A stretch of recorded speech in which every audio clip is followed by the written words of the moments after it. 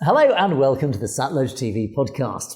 In 1983, Richard Attenborough's film Gandhi won 8 Oscars for its portrayal of Mahatma Gandhi, and forever cemented in the minds of Westerners the benign hero and the peace-loving legend most associate with India. And yet, as is often the case, the truth about Gandhi was something quite different. An embarrassing and arguably shameful truth India and the Gandhi dynasty has tried very hard to bury ever since. So to give an insight into the real Mahatma Gandhi, I'm joined today by our regular guest, Dr. Singh Grewal, MD. Dr. Grewal, welcome. Thank you for joining us once again today. Good morning, Angus. Vaheguru Ka Khalsa, Vaheguru Ki Fateh. So I think what I would like to do today, the subject you have talked about, we talk about Beyond the Mahatma, a critical look at Gandhi.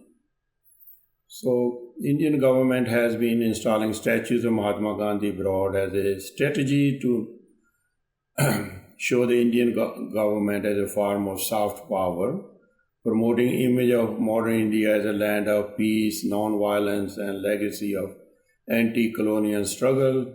However, this contemporary sanitized portrayal overlooks the more controversial aspects of Gandhi's life ideology, which have led to significant international and domestic criticism.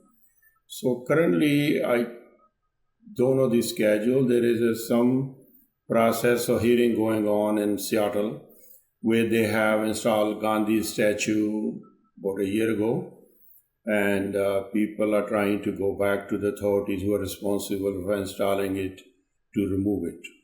So when I came to know of that, read a little bit, I thought it's a good idea to discuss overall to wider audience and bring about the truth about Gandhi. So Gandhi was a racist.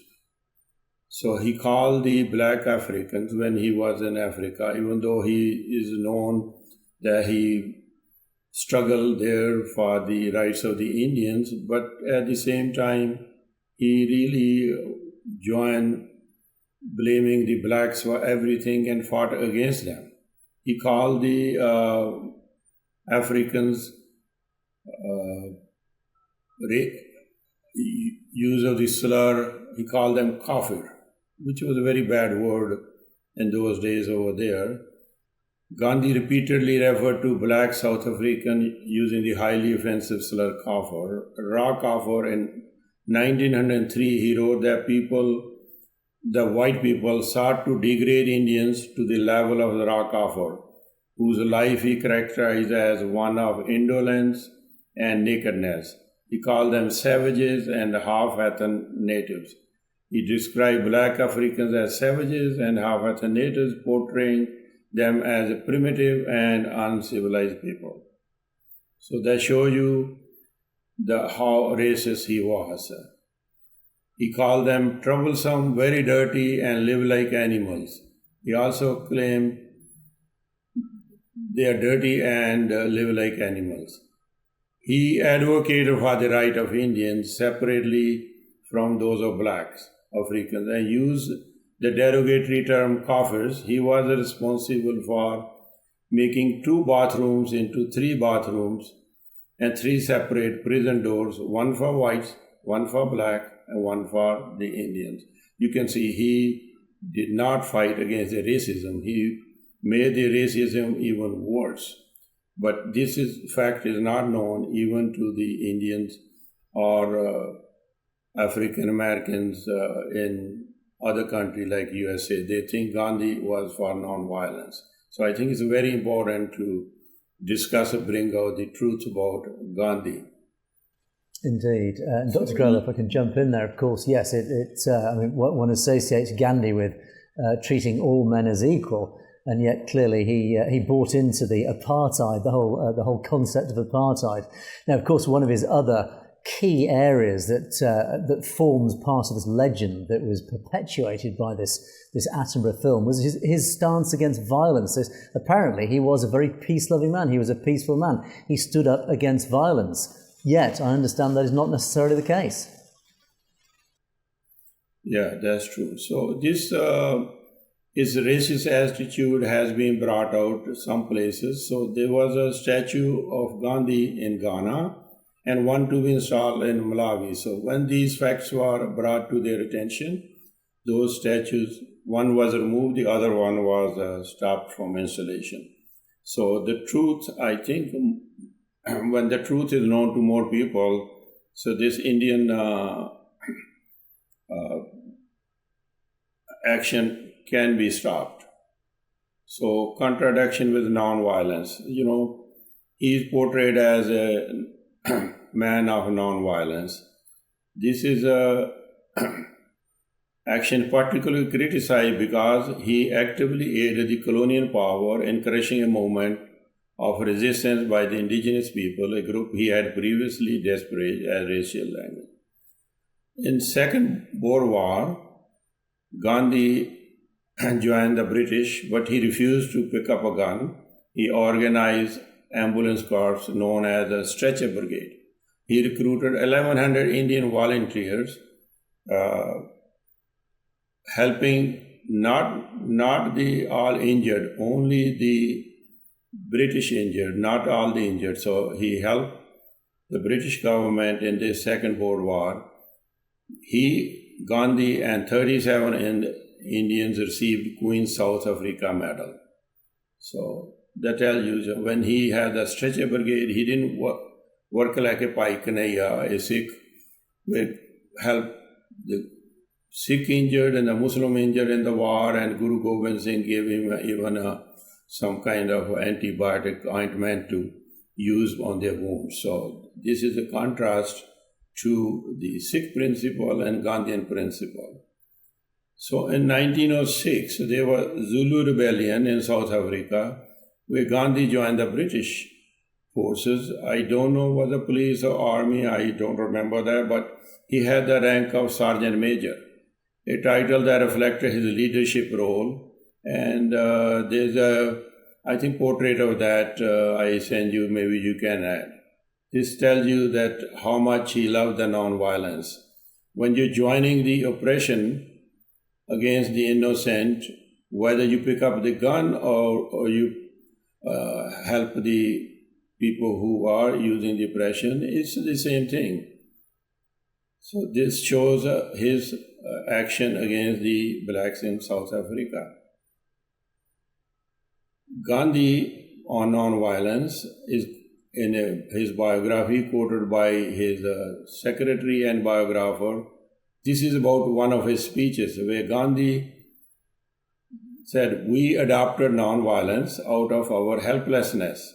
If we had the atom bomb, we would have used it against the British." So the non-violence, Gandhi would have used the atom bomb if he had it. So eventually, now they have atom bomb which they will use on anybody they can. So this is a non-violent Gandhi and non-violent India. This statement has been widely circulated, particularly on social media and internet forums, but its meaning is highly contested. Gandhi and his philosophy of non-violence sometimes cite this quote as evidence his commitment to non-violence was not absolute, but rather strategy born out of necessity. Gandhi manipulated the Dalits into Pune Pact. That shows his untouchability. In 1932, there was a Pune Pact signed between Gandhi's representative and Ambedkar's representative. What it was, in August 1932, British Prime Minister Ramsay MacDonald announced a communal award, which allocated separate electorates for various communities, including the depressed classes, a term that now is used for Dalits. Gandhi opposed that. He said, if this goes on, then this will remove Dalits from Hindu fold. And he went on to fast unto death and pressuring the Ambedkar, British. Within few days, they were so drama created. Oh, Gandhi's health is going down. Gandhi's blood pressure is going down. And if he died, then Ambedkar and Dalits will pay the price, and they will be responsible for the violence if it's unleashed against them. So under immense public and emotional duress, Ambedkar reportedly faced threats of violence against himself and the Dalit community if Gandhi died. His position became increasingly isolated as other Hindus, even some Dalit leaders, urged him to compromise. So he signed the agreement. What is this? Before they were given 71 seats where only Dalits will vote and elect Dalit leaders into the National Assembly. But Gandhi's compromise increased 71 to 148. Ambedkar's supporters at that time did not realize what happened, or they were afraid of talking about it. But later on, they realized this was fundamentally disadvantage to Dalits and was a consequence of coercion. Loss of genuine representation, Ambedkar argued that under a joint electorate, Dalit candidates would have to rely on the votes of high caste Hindus to win. This is true. Ambedkar fought 2 elections after 1947 and lost both of them. So this shows you how much he cared about the Dalits or untouchables. He was a champion of this class system, which is the Hindu philosophy, Brahman philosophy, and calling him man of non-violence, I think, is a mistake. Not only mistake, I think is a conspiracy. So his public persona, excuse me for interrupting, but his public persona is well known. Of course, it is clearly a very false public persona that has been perpetuated.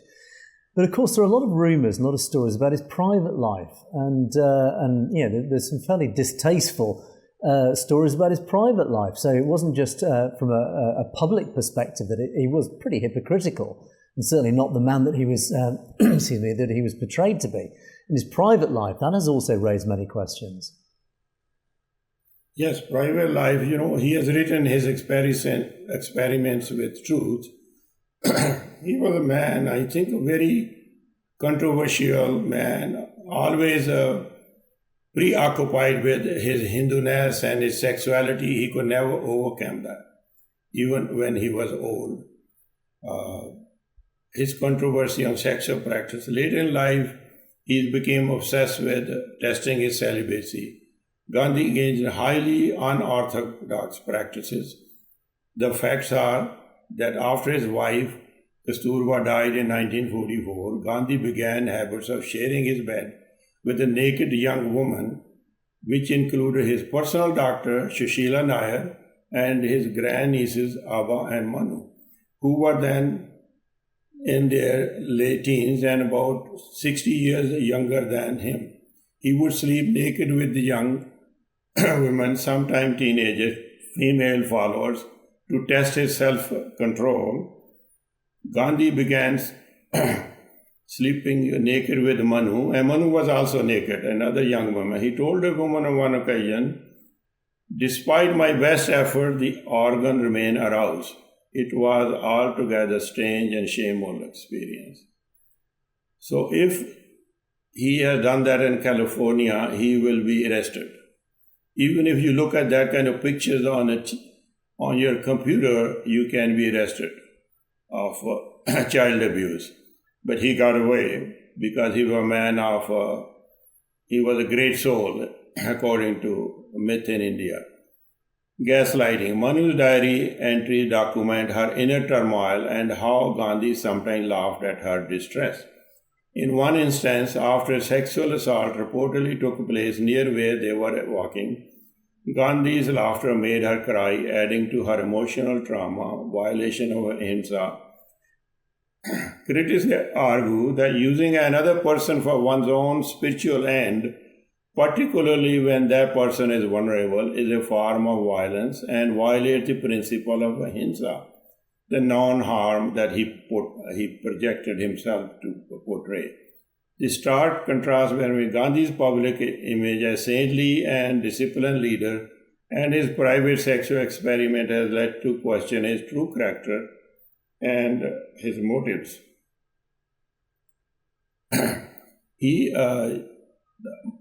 Manu was his grandniece, and from what I remember reading, she was orphan. How he exploited a grandniece who was orphan instead of helping her, he is abusing her to control his inner problems with sexuality. So how he respected women. His wife was dying with pneumonia, and he told her not to use penicillin because it was a foreign drug, and she later died. When he was sick with malaria, he used medicine for malaria, which was also foreign medicine. So he was not a man of principle. He used whatever was good for him, but not good for others. So another document on his sexuality, there's a book by Joseph Lelyveld. It came in 2011, Great Soul Mahatma Gandhi and His Struggle with India. This documents an intimate and intense relationship between a German Jewish architect, bodybuilder, Hermann Kallenbach. So Gandhi actually lived most of the time with Hermann Kallenbach on his farmhouse. This book reveals descriptions and revelation drawn from their letters, sparked widespread controversy and sensationalized media reports, leading to the book being banned in India at several places. So these letters, Gandhi wrote him letters when he was in England or traveling, and Kallenbach wrote him letters.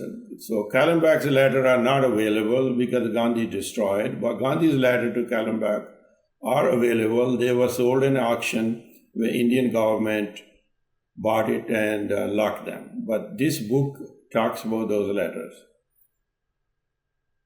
After taking, what the book says, after taking vow of celibacy in 1906, Gandhi became very close to Kallenbach, a wealthy bodybuilder who became one of his most trusted and intimate friends.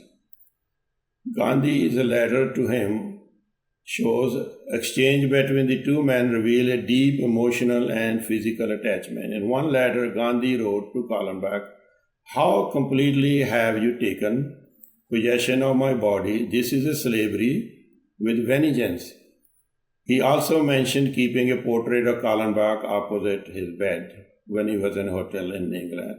Intimacy and gossip led to the men two together for a time, even leaving Gandhi's wife Kasturba behind. In September 1909, letter to Hermann Kallenbach, Gandhi wrote that cotton wool and Vaseline were a constant reminder of him. The letter, which described the mental peace in his bedroom in a London hotel, it is often cited by those highlighting the intimacy of their relationship. They address each other as the upper house and lower house. So Gandhi was the upper house and Kallenbach was the lower house. That shows his celibacy and his control. Whether he was homosexual or not, you can interpret from these letters. But that's his private life. We don't care. But what he is portrayed outside, a naked fakir, what Churchill called him, is the problem.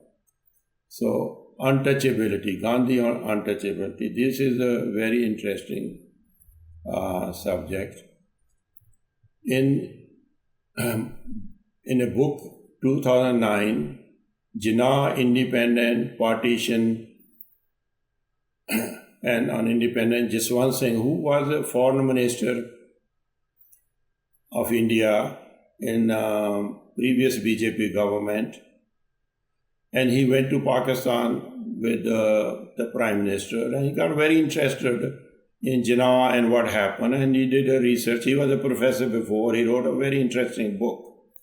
And because in the book he showed a kind version of Jinnah, he was expelled from the party. This is the BJP standard. You cannot talk the truth. So what he described in the book is eye-opener. So Gandhi tells Nehru and Patel that we need to talk to Jinnah and prevent this partition. They say, you can do it, we are unsuccessful. So Gandhi asked for a meeting with Jinnah, and Jinnah at that time was sick. They just didn't know it. He said, I have no use for you, but if you want to meet, you have to come to my house. So there are several meetings in Jinnah's house. So what did they do? Gandhi would not drink water from Jinnah's house because he's a Muslim. He would not eat lunch with him in Jinnah's house. He will come to his car, eat lunch there, sitting in his car. This was a daily practice. That tells you how he practiced and how he talked. These two men grew up in Gujarat, maybe only 25 miles apart, and how the practices were there, this caste system and the Brahminical system treated the Muslims. So then there is no surprise that India is divided, because if you can't drink water with somebody's house, eat together, how are you going to live together? This is the practice even today. The Muslims are being oppressed. In India, Dalits are being oppressed. So this is the Gandhian philosophy portrayed outside and practiced inside. So it's a very dangerous man. I think it was timely that we talked about him. And so the facts are, the criticism of Gandhi, what I'm talking today, racism in South Africa, widely celibacy experiments, untouchability, and non-violence. I'm not talking from somewhere else. I think we're talking with the facts, and the facts cannot be denied. And so, Dr. Grewal, let's talk. Yeah, I was going to say, of course, he has this sort of legendary persona that I referred to. But around that time, there were some very significant figureheads, leaders around the world, who interacted with Gandhi. What do you think was the general opinion of other world leaders of Gandhi around that time? That's very interesting. I don't know how much you have known about. Subhash Chandra Bose was one of the Congress leaders who studied in England to be civil servant. When he came to India, he decided that he was going to not join the government service, but join the freedom movement. So he goes to see Gandhi. As he gets off the ship, first thing he does go to see Gandhi, and he's in three-piece costume, the typical, the British dress of a person who was going to join civil service. And Gandhi is sitting with this his dhoti, and Subhash Chandra Bose writes, he feels ashamed going to see this leader, but after their discussion, he came out, he was very disappointed. He said, this guy knows nothing. He does not know how to get freedom. He does not know how to run a country. He's a total fraud. So there's a book, 5-volume book on Netaji Subhash Chandra's life, 5-volume book. In the second volume, he talks about Gandhi.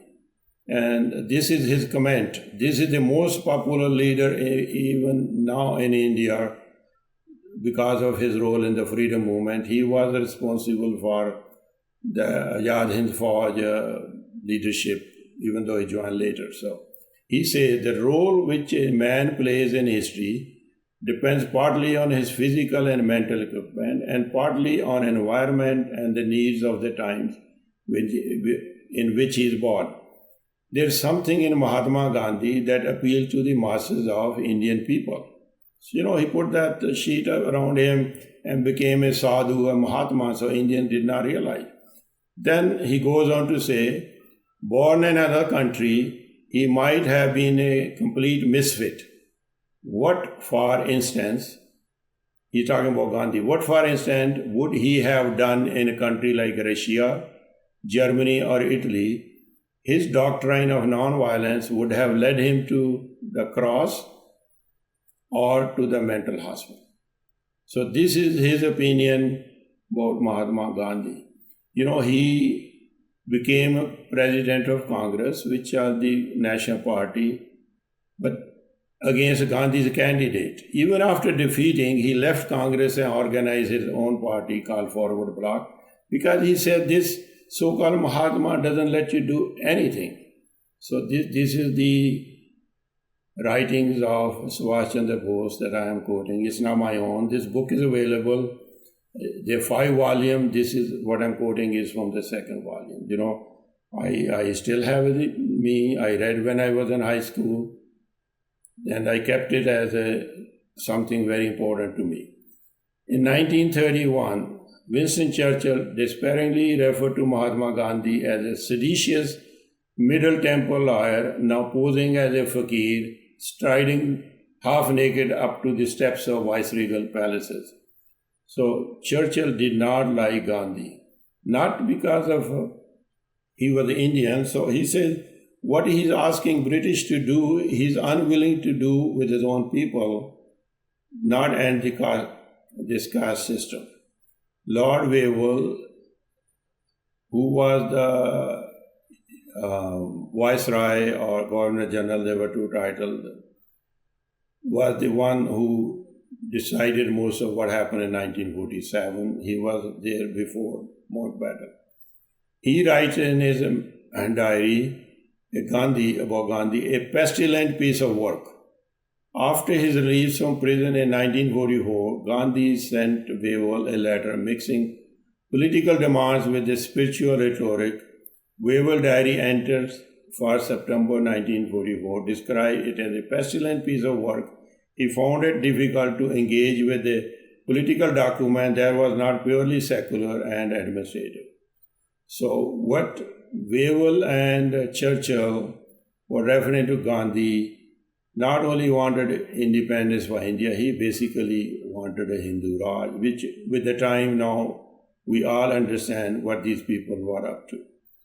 But Jinnah was much smarter than Ambedkar. Ambedkar was conned into signing this Pune Pact where they lost their freedom, the representation in the National Assembly. But Jinnah, when Gandhi goes to Jinnah, said, you can become Prime Minister, let's not divide India, we can talk about Pakistan when the British have British leave. Jinnah will only give him one answer. He will say, Gandhi was talking nonsense. So this is the opinion of world leaders with this great soul. So I think it's necessary to shine light on uncomfortable truths. These aspects of Gandhi's life do not fit his public image of unwavering virtue. These criticisms are not fringe. They stem from primary sources and respected historians. They demand that we engage with Gandhi not as a myth, but as a deeply flawed human. That means reassessing how and whether we memorialize him and what values we choose to foreground. For decades, India has exported the myth of Gandhi as a peace-loving saint, planting his statues across the world to mask the truth. Behind this facade lies a regime driven by ideology, best described as having Ram, that's God's name, Ram on their lips and dagger in the hand. While preaching peace, it means India wages war on its own minorities and extends its violence beyond borders. The transnational repression of Sikhs and Kashmiris is undeniable. Activists and freedom fighters have been assassinated in Pakistan, England, and Canada, while even in the US, an assassination attempt against the leader of Sikhs for Justice was uncovered. These acts of terror reveal the hypocrisy behind these states' carefully polished image. It is time to tear down the false ideals of Gandhi, to strip away the propaganda that shields oppression, and to resist any further installation of his statues in the free world. Only by exposing this duplicity can truth and justice prevail. So not only we should prevent more statues being installed, but we should also try to bring truth to wherever these statues are installed in front of those authorities to see, remind them what they have done and what they thought they were doing, but what actually they have done. So these statues need to be brought down, just like many other places, and even in US, the statues of some of the generals have been brought down who are for conspiracy, not for freedom. So this is, I think, a very important message. So in the end, I'm going to quote some books which are the source of my presentation today. So I'm not talking just because I don't like Gandhi. So number one is Gandhi Under Cross-Examination, Colonel G.B. Singh and Tim Watson. They have done a great work. This book is available. It's even available free download on SikhHeritageEducation.com. When we finish today, my article, what we're talking, will be also on SikhHeritageEducation.com, which can be downloaded free, and many other articles we have discussed.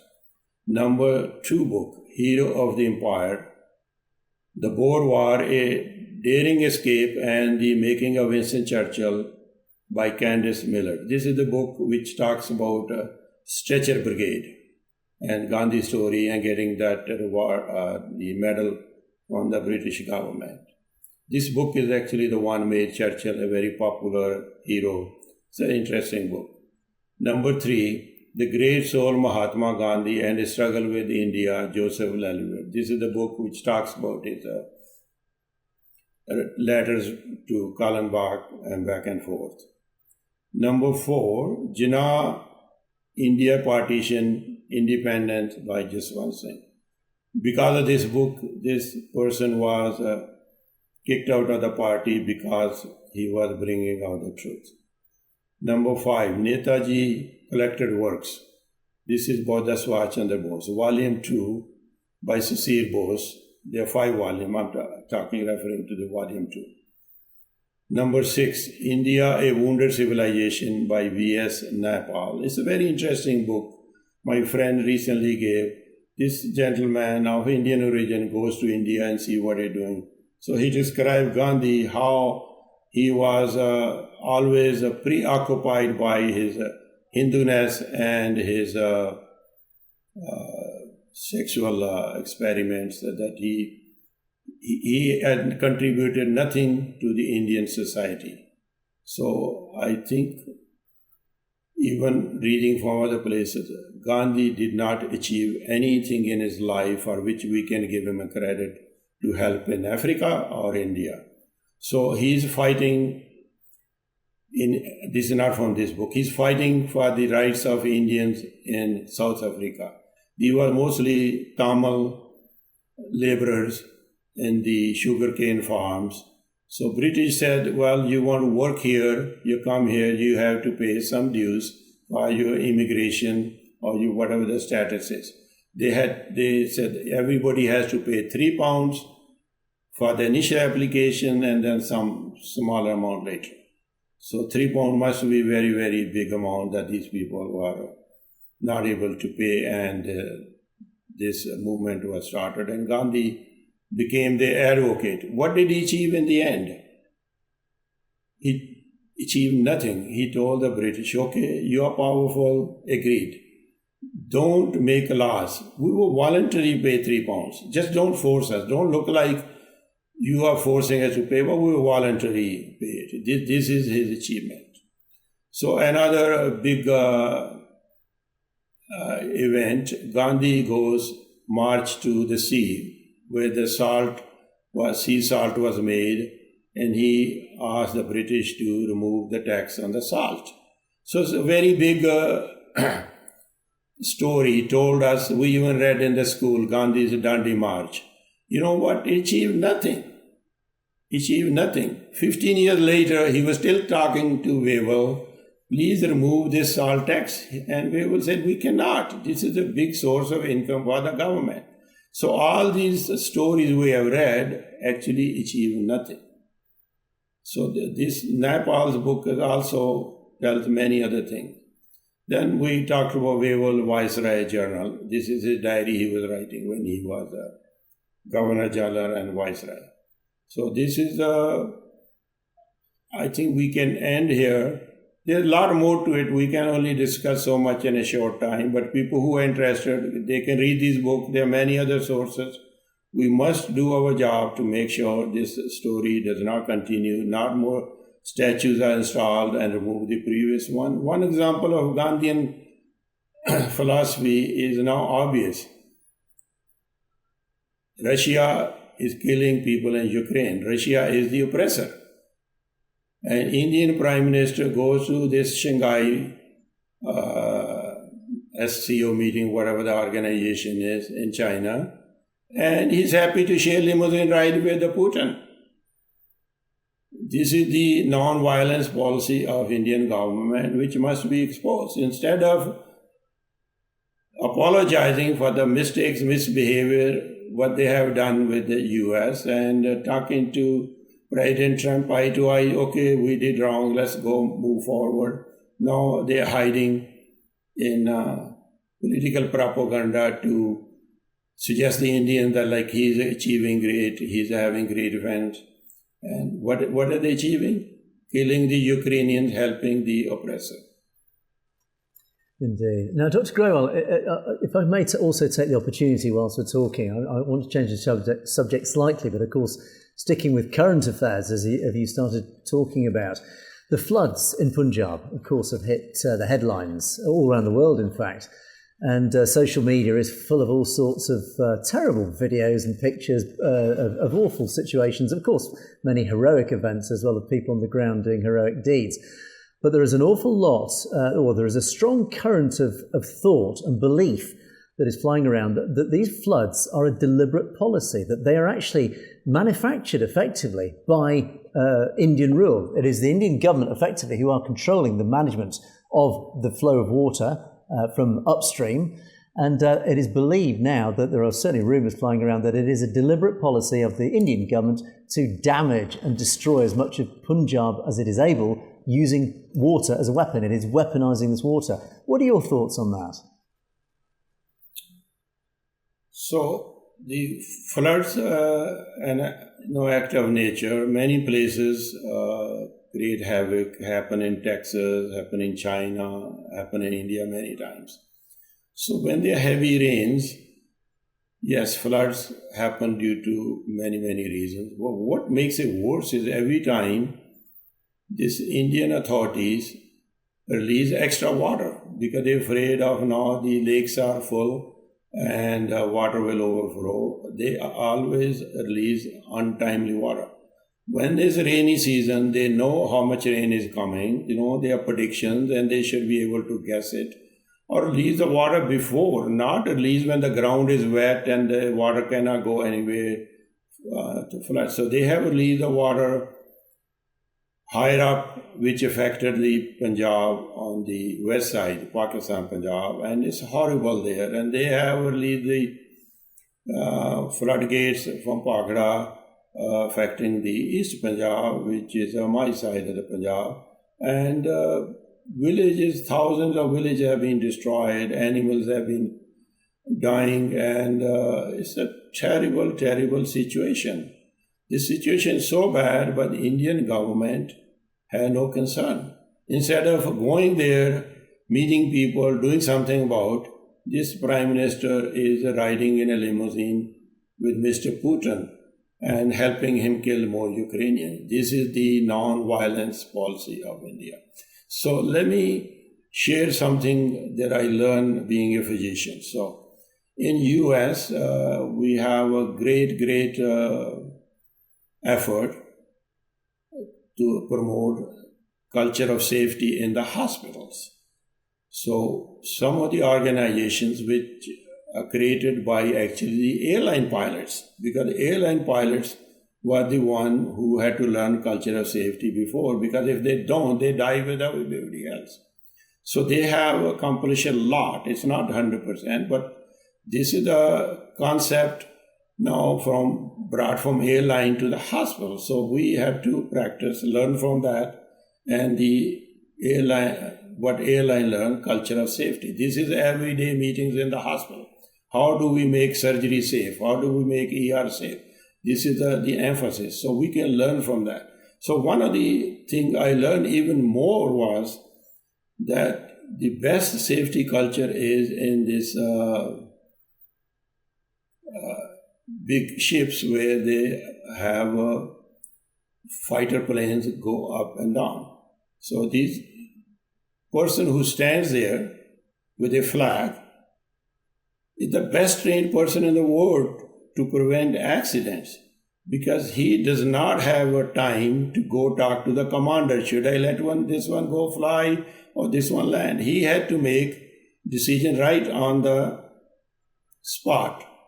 So this is the best example how we train people for culture of safety.